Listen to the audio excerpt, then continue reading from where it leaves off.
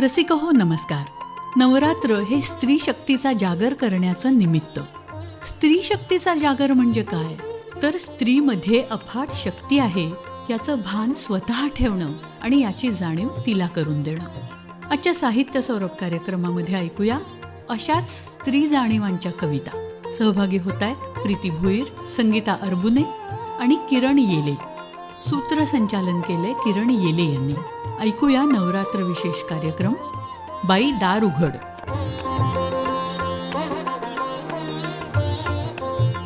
चंडमुंड नाशिनी, अघोर घोर विनाशिनी, आनंद कंददायिनी, आदिमाय मेदिनी, असा स्त्री शक्ती रूपांचा एक उत्सव आता सध्या आपण साजरा करीत आहोत.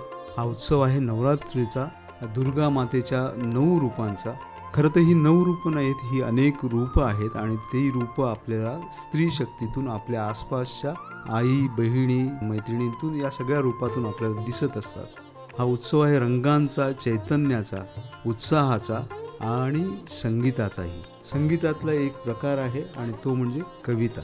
या कवितेतून अनेक कवींनी, कवयित्रींनी आपल्या कवितातून दुर्गा मातेची अनेक रूपे साकारलेली आहेत, आपल्या पुढे सादर केलेली आहेत. असाच एक कवितेचा उत्सव आणि त्यातून स्त्री शक्तीची, दुर्गा मातेची रूपे घेऊन येण्याचा प्रयत्न करत आहोत आम्ही.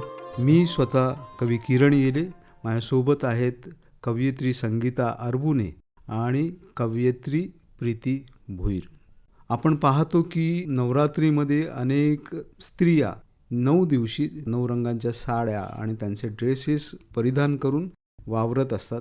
या रंगांबाबतच तुझी एक कविता आहे संगीता. माझी निळ्या रंगाच्या संदर्भातली कविता आहे आणि निळा रंग मला प्रचंड आवडतो. म्हणजे एकतर तो आभाळाचा रंग आहे, त्यामुळे नक्कीच त्याच्यामधून एक अथांगता प्रतीत होत असते. आणि दुसरं म्हणजे ऊर्जेचा देखील तो रंग आहे. तर अशी ही निळ्या रंगाची ही कविता आहे. माझं निळ्या रंगाचं वेड जाणून तो आभाळ झालेला, माझं निळ्या रंगाचं वेड जाणून तो आभाळ झालेला, आणि हा चक्क हलाहल पचवून निळा, हा चक्क हलाहल पचवून निळा, ही निळी बाधा इतकी अनावर की आताशा कुठलाच रंग चढत नाही माझ्यावर. तरीही होळीचं निमित्त साधून माझ्या दाराशी रंगांची गर्दी, तरीही होळीचं निमित्त साधून माझ्या दाराशी रंगांची गर्दी.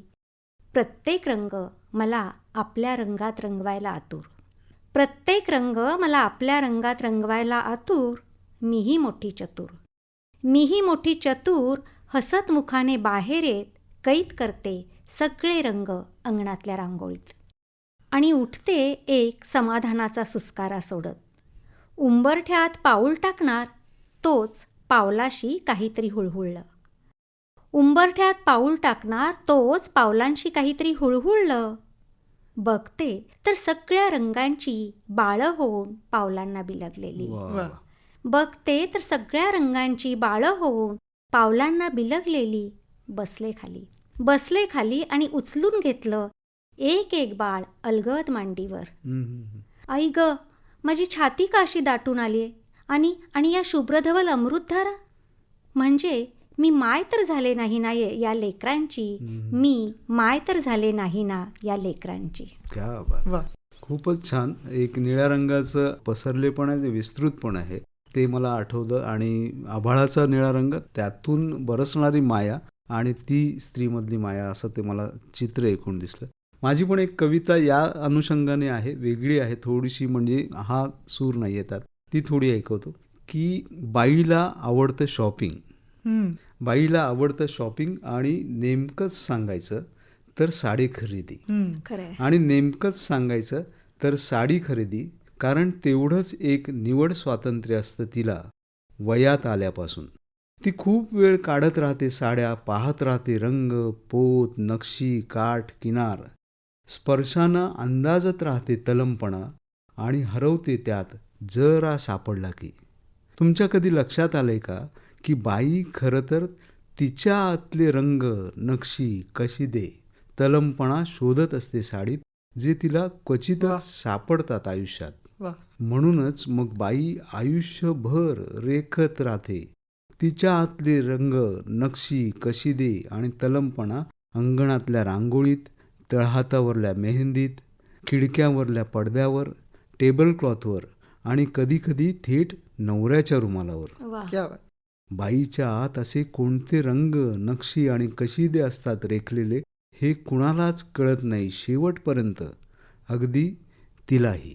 वा. वा वा. खूप सुंदर. मला वाटतं अशीच एक कविता प्रीती तुझी पण आहे, तर ती पण ऐकव. हो, अशीच कविता आहे आणि रोजच्या जीवनात ती आपल्या जीवनाचा संदर्भ आणि काम ह्याचं समीकरण कसं जुळवते ते मांडण्याचा मी प्रयत्न केलाय. कवितेचं शीर्षक आहे ती. ती कांडत बसते इच्छा, आकांक्षा, गरजा. वा ती कांडत बसते इच्छा, आकांक्षा, गरजा आणि दळते स्वप्नांना. वा वा. ती खपल्या पडलेल्या आयुष्याला सारवते नक्षीदार. ती खपल्या पडलेल्या आयुष्याला सारवते नक्षीदार आणि त्यावर घालते रांगोळी सुबक. ती धूत बसते माहेरचा आठव आणि सासरचा शीण. वा ती धूत बसते माहेरचा आठव आणि सासरचा शीण. स्वच्छ करून मनाच्या कपड्याला ती झटकते नैराश्य आणि कडक उन्हात वाळवते आर्तता. वा संसाराच्या रामरगाड्यात ठेचा खाऊनही पुरून उरते ती. वा वा वा वा. म्हणजे या कवितेचा सार आहे ती शेवटी उरते ती, आणि तिचं सगळं जे असणं आहे ते जगात आणि एकूण संसारात आणि पुरुषाच्या आयुष्यातही ते असणं महत्त्वाचं आहे. आणि ती आहे म्हणून हे मला वाटतं जग आहे, म्हणून हा उत्सव सुरू आहे. म्हणून मी पहिले सुरुवात केली तसं ती चंडमुंड नाशिनी आहे, ती अघोर घोर विनाशिनी आहे, आनंददायिनी आहे, आनंदकंददायिनी आहे आणि आदिमाय मेदिनी. ही पृथ्वी जी आहे तिची उत्पत्ती तिच्यापासून झाली. या सगळ्यांची उत्पत्ती, आपली उत्पत्ती एक स्त्रीपासून झाली आणि पुरुषाचीही उत्पत्ती त्या स्त्रीपासून झाली. पण या पुरुषाकडे स्त्री कशी पाहते अशी मला वाटतं एक तुझी कविता आहे संगीता, ती मला ऐकायला आवडेल. बायका पहाटेला आताशा करत नाहीत सडा सारवण. बायका पहाटेला आताशा करत नाहीत सडा सारवण. उमऱ्याला लावत नाहीत हळदी कुंकवांची बोटं आणि अंगणात चिमटीने रांगोळी सोडत त्या होतही नाहीत स्वस्तिक गोपद्म. वा आणि आपलेच ठिपके आपल्याच हाताने जोडत त्या होतही नाहीत रामाचा पाळणा, सीतेचा आंबाडा आणि तुळशी वृंदावन. तर त्या सावरतात घराच्या भिंती. त्या सावरतात घराच्या भिंती, त्याच वेळी त्या बदलतात परंपरांच्या चौकटी. त्या बोलतात काची भाषा. त्या बोलतात काची भाषा आणि लॅपटॉपवर सराईतपणे बोटं फिरवत त्या रेखतात थेट जगाचाच नकाशा. वा. त्यात भरतात आपलेच अनवट रंग. त्यात भरतात आपलेच अनवट रंग. तेव्हा अवघ्याभर उगवून येते बाई नावाची हिरवी कंच आशा. वा तेव्हा अवघ्याभर उगवून येते बाई नावाची हिरवी कंच आशा. आणि त्याच वेळी पुरुष नावाच्या गड किल्ल्यांना बसतात असंख्य हादरे. त्याच वेळी पुरुष नावाच्या गड किल्ल्यांना बसतात असंख्य हादरे. वा. वा. क्या बात. तेव्हा अवघ्याभर उगवून येते बाई नावाची हिरवी कंच आशा. आणि त्याच वेळी पुरुष नावाच्या गड किल्ल्यांना जातात तडे. त्याच वेळी पुरुष नावाच्या गड किल्ल्यांना जातात तडे. वा. वा. वा खूपच छान आहे. माझी एक कविता आहे जी ओवीच्या फॉर्ममध्ये. सूर्य देवाचं ग घर बाई डोंगराच्या वर. सूर्य देवाचं ग घर बाई डोंगराच्या वर. परी दरी खोऱ्यामध्ये अंधाराचाच वावर. सूर्य देवाच्या ग घरी बाई उजेड उजेड. त्याचं करता करता लागे रातीला ग येड. वा. सूर्य देवाचं ग मुख बाई प्रकाशाचं सुख. वा. सूर्य देवाचं ग मुख बाई प्रकाशाचं सुख. त्याच्या पाठी राही रात तिचं कुणाना अपरूप. सूर्य देवाची बायको. सूर्य देवाची बायको भाळी उन्हाचं ग लेणं. रात राणी तिचं नाव काळं वंडे तिचं जीण. वा. वा. सूर्य देवाची ग बाई. सूर्य देवाची ग बाई पूजा करे सारी दुनिया. परी आरामाची झोप ही रातीची ग किमिया. परी आरामाची झोप ही रातीची ग किमिया. वा. वा. वा. म्हणजे रात्र ही आराम देणारी आहे सर्व चराचराला आणि इथं पुरुषालाही. किंबहुना सूर्यालाही कदाचित आराम रात्रच देत असावी असं वा. ती बाई म्हणते. नक्कीच. संगीताची एक वेगळी कविता आहे, मला आठवते त्याची ओळ की त्याला मात्र सांगता येणार नाही दावा बापपणावर ही मला आवडलेली कविता आहे. संगीता कविता सादर करते. अनंत काळची माता असं शीर्षक आहे वा. कवितेचं. त्याचं पौरुष क्षणाचंच, हम्म. त्याचं पौरुष क्षणाचंच म्हणून ती क्षणाची पत्नी. हम्म. तिच्यातलं बाईपण मात्र दिवस रात्रीच्या मुठीत न मावणारं, वा. तिच्यातलं बाईपण मात्र दिवस रात्रीच्या मुठीत न मावणारं, यमुनेच्या डोहासारखं अक्षय अबाधित, वा. वा. यमुनेच्या डोहासारखं अक्षय अबाधित. आणि आई पण ते तर गंगेसारखं अखंड प्रवाहित, हम्म. शुभ्रधवल अमृतधारा होऊन लेकराला सिंचणारं, हम्म. जन्माआधीपासूनच त्याच्याशी जोडलेलं. हम्म. म्हणून ती अनंत काळची माता, वा वा. म्हणून ती अनंत काळची माता. त्याला मात्र आपल्या बापपणावरही नाही सांगता येत दावा, त्याला मात्र आपल्या बापपणावरही क्या नाही सांगता येत दावा. खूपच छान, खूपच छान. हा सगळा उत्सव नवरात्रीचा सुरू आहे आणि ही कविता मला कुठे अगदी संयुक्तिक वाटते की यामध्ये यमुनेचा डोहा आहे आणि यमुनेचा डोहा आणि यशोदेचा डोह असं सगळ्या या आयुष्यभर खेळत राहिलेला कृष्ण आहे. आणि जेव्हा कृष्ण आठवतो तेव्हा आपल्याला यशोदा आठवते. जितक्या प्रकर्षाने ते आठवतात तितक्या प्रकर्षाने कृष्णाचे वडील नाही आठवत आपल्याला. या अनुषंगाने माझी एक कविता आहे. एक आदिवासी पाड्यात राहणारी स्त्री कशी जगते आणि तिला एक ओवीच्या रूपात काय सांगतो कवी. ती कविता अशी आहे की बाई बाई गोष्ट सांग, बाई बाई गोष्ट सांग, कोंबडा बघ देतोय बांग. बाई बाई गोष्ट सांग, कोंबडा बघ देतोय बांग. गोष्ट नको तारुण्याची, 7 जन्माच्या वारुणीची. गोष्ट नको सावित्र्यांची, बळजोरीच्या पावित्र्याची. गोष्ट सांग बाई पंखांची, कापलेल्या नखांची. रांगोळ्यातल्या रंगांची, झुळझुळत्या गाण्यांची. कशी द्याला पंख लाव, आकाशात उडवून दे. वा. गाण्यांची तू बोट बनव, लाठांवर चढवून दे. वा. वा. रांगत रांगत चालणं सोडून दे ग बाई, भेटेल त्याला सांगणं सोडून दे ग बाई. रांगायचंच असेल तर स्वतः पुढे रांग, हं. सांगायचंच असेल तर स्वतःला सांग. बाई बाई गोष्ट सांग, कोंबडा बघ देतोय बांग. गोष्ट नको साड्यांची, माहेरच्या वाड्यांची. गोष्ट नको रडण्याची, आत आत कुडण्याची. गोष्ट सांग घडण्याची, एकटीने लढण्याची. वा.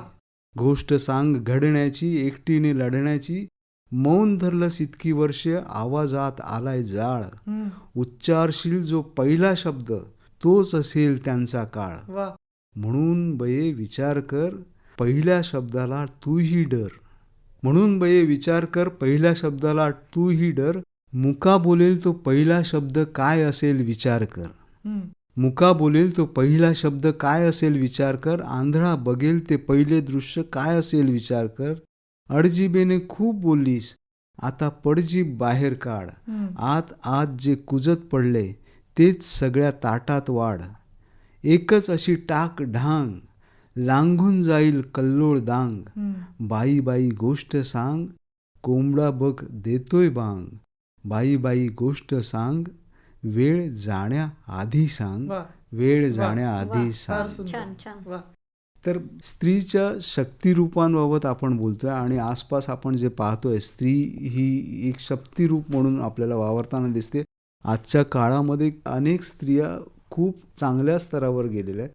अशा स्त्री रूपांबाबत आपण हा उत्सव साजरा करतोय. त्या स्त्री रूपांबद्दल एक ते शक्ती आहे, आदिमाया आहे, आदिशक्ती आहे. अशा शक्तीच्या काही कविता मला माहीत आहे संगीता तुझ्याकडे आहेत, तर त्यातली एक कविता ऐक. आदिमायेचा उत्सव आहे, तोच आदिशक्तीचा उत्सव आहे. वा. आणि मला वाटतं प्रत्येक स्त्रीमध्ये ही शक्ती असते, म्हणजे स्त्री शक्ती स्वरूप असते. आणि तिने मनात आणलं तर ती कुठल्याही प्रसंगी त्या शक्ती रूपात प्रकट होऊ शकते. तर कविता अशी आहे.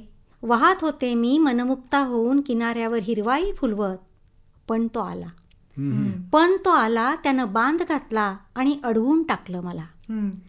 साचतच गेले मग मी, ढवळत राहिले आतल्यात आणि होऊ लागले गढूळ. आटूनही जाईन आणखी काही दिवसात, आटूनही जाईन आणखी काही दिवसात. अस्तित्वाच्या खाणाखुणाही कदाचित नष्ट होतील माझ्या. बाप रे, किती भयंकर आहे हे. मी खडबडून जागी झाले. साक्षात्कार झाला मला निर्मितीच्या उन्मेषाबरोबरच माझ्यात दडलेल्या प्रलयाच्या महासंहारक शक्तीचा. त्या सरशी उसळून आले मी अंतस्थ गाभ्यातून. ती उर्मी इतकी प्रचंड होती की माझ्या एका धडकेसरशी ढासळून पडले अवतीभोवतीचे सारे बांध.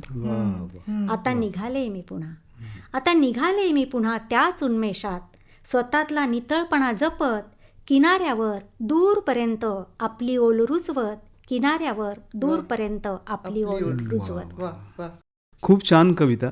त्याचं शीर्षकच इतकं आकर्षक आहे की मनमुक्ता असं नाव आहे शीर्षक कवितेचं. आणि त्यातून जे रूप आले की स्त्रीने ठरवलं ती सगळे बांध तोडून एखाद्या प्रवाहासारखी, एखाद्या नदीसारखी जी दोन्ही काठ सर्जन करत आणि हिरवेगार करत वाहत राहते, तो प्रत्यय देणारी कविता. खूपच छान. पण याला एक छेद देणारी कविता आहे प्रीतीची, आणि ती कविता एक काहीतरी वेगळं सांगू पाहते.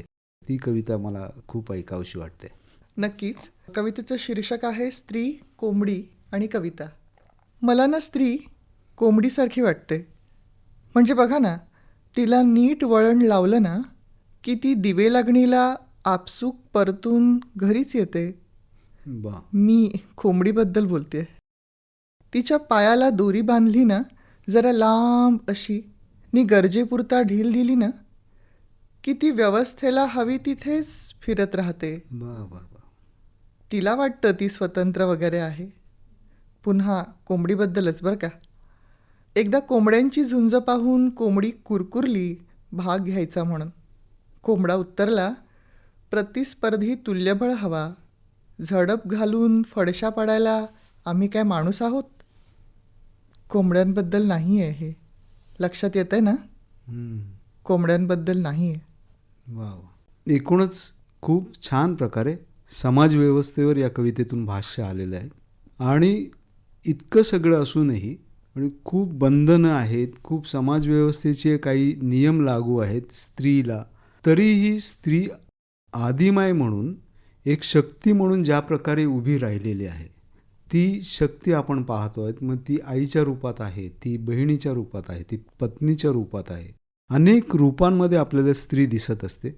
आणि या रूपांचा हा उत्सव आहे.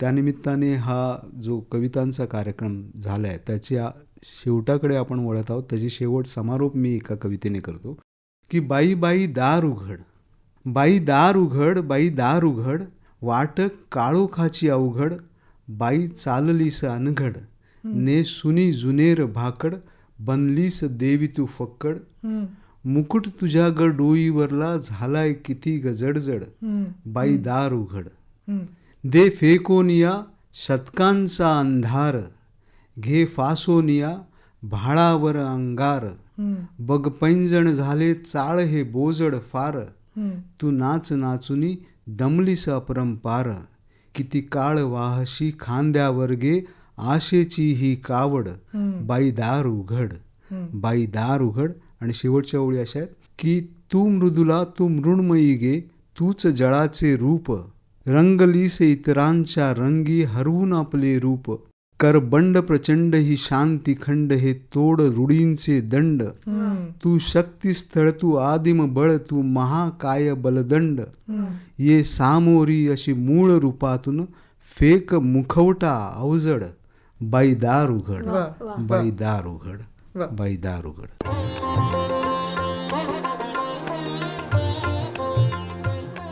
बाई दार उघड. नवरात्र विशेष कवितांचा कार्यक्रम आत्ताच आपण ऐकला. सहभागी कवी होते प्रीती भोईर, संगीता अरबुने आणि किरण येले. या कार्यक्रमाला निर्मिती सहाय्य केलं होतं रोहिणी पाटील यांनी आणि सादरकर्त्या होत्या ज्योत्स्ना केतकर. ही आकाशवाणी मुंबई केंद्राची निर्मिती होती. आणि याचबरोबर आजचा साहित्य सौरभ हा कार्यक्रम संपला. पुन्हा भेटूया पुढच्या कार्यक्रमात. नमस्कार.